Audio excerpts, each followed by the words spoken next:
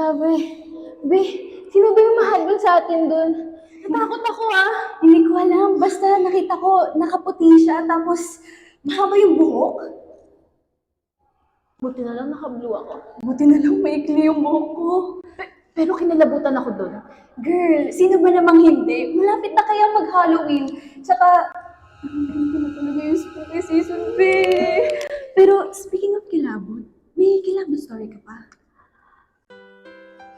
Meron naman, B, pero ito na natanong natin. Kasi wala nang masasakit pa din sa pag-ghost mo sa akin. Alam mo, tara na, tara na. Iba na yan eh, tara na. Pero B, ang sakit talaga ng ginawa niya.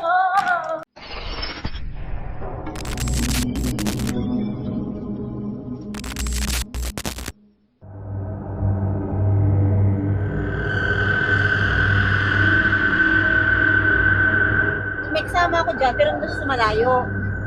Tapos may gumano sa bewang ko.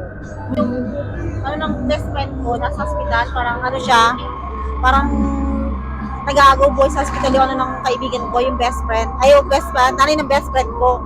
Yun, natatakot ako kasi, bakit may gumano sa akin sa bewang ko? Sino yun? Sabi ko sa kasama ko, ginano mo ba ako? Sabi niya, hindi. Sa dati po namin tinitirahan sa Lardesabal po, sa apartment po namin. Nakakakita po kami dalawa ni Papa. Yung kami lang pong dalawa ni Papa nakakakita nun. Tuwing gabi po. Nakakatakot po kasi lagi siyang nakatingin ng masama. Pero tahimik lang naman po siya. Hindi naman po siya yung nanggugulo. Lagi lang po talaga siyang nakatayo sa gilid ng bahay namin, doon sa kwarto. Wala pa akong na-encounter sa mga ganyan. Pero kung gusto ko kasi maranasan makakita man ng mga nakakatakot. One time, tinry ko talagang pumunta sa nakakatakot na lugar, kagaya ng yung mga mapuno, yung mga mabundok. Minsan nga ako na mismo tumatakot sa sarili ko. Parang matakot ako. Kahit na yung tipong yung mga dating namayapa na gusto kong makita. Grabe yung mga senior nila na stories, no? Nakakatakot. Oo nga, tas yung isa pa nga kuya, sabi gusto niya pang makakita. Totoo Pero, yan. B, safe na ba tayo dito? Alam mo, safe na tayo dyan. Akong bahala sa'yo. Sure ka ha? Oo. Ay,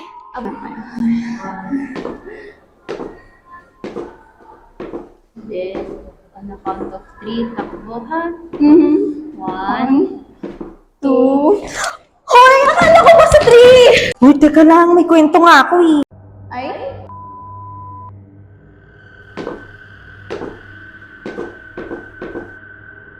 alam niyo ba kung anong mas nakakatakot sa Ano? Kilala niyo ba si Father Juan Severino Malyari? Teka, di ba siya yung pinakaunang serial killer sa Pilipinas? Tama ka siya. Alam niyo ba kung ilan yung pinatay niya? Hindi. 57 na tao sa iba't ibang lugar sa Makapele, Pampanga. Sometime between 1816 to 1826. 57? Grabe! Totoo ba yun? Oo, B. Natatandaan ko, pinanganak pa siya sa Makabebe, Pampanga. Tapos, nag-apply as full-fledged pastor, pero na-reject siya ng 4 na beses hanggang sa naging parish priest siya sa Magalang. Paano naman nalaman na siya yung suspect doon sa pagpatay ng 57 na tao? Nagkasakit kasi si Father noong 1826. Siyempre, kailangan niya ng mga taong tutulong sa kanya. Oo, tapos alam niyo ba, nakita dun sa bahay niya yung mga duguan na gamit ng mga biktima. Grabe pala, no? Hindi mo aakalain na a man of God like him can do such a thing. Oo nga, so much. Pero alam niyo ba, ayon kay Dr. Luciano Santiago na nagsulat ng biography ni Father Malyari noong 2002, mayroon daw severe psychosis si Father Malyari. Nalaman niya yun kasi isa siyang psychiatrist turned historian. Oh, so dapat pala pinasok siya sa isang mental institution? Oo, sabi ni Dr. Santiago, ganun naman daw talaga dapat. Pero curious lang ako, paano siya nagkaroon ng sakit? Ito na nga, yung nanay niya kasi nagkasakit. Tapos, wala kung sino makapagsabi kung anong sakit ng nanay niya. Tapos si Father Malyari, inassume na lang na yung nanay niya kinulang. Kaya pala siya nagkaroon ng mental illness. Tsaka siguro kaya siya pumatay nun kasi gusto niya ipagiganti yung nanay niya. Oo, tama. Tsaka karamihan kasi dun sa mga pinatay niya, mga parokyano. Tapos naniniwala siya dun sa paniniwala, killing people to save a person's soul. Pero wait, na-convict naman ba siya sa mga ginawa niya? Oo, pero 14 years pa siyang nakakulong bago siya execute.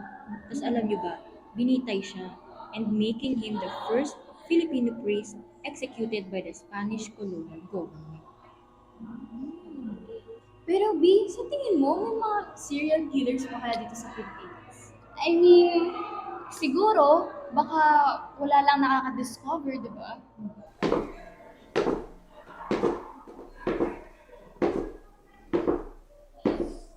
Father?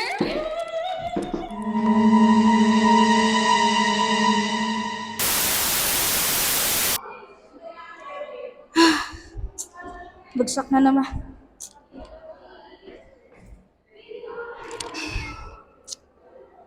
Wala nang mas nakakatakot pa sa bagsak na grade.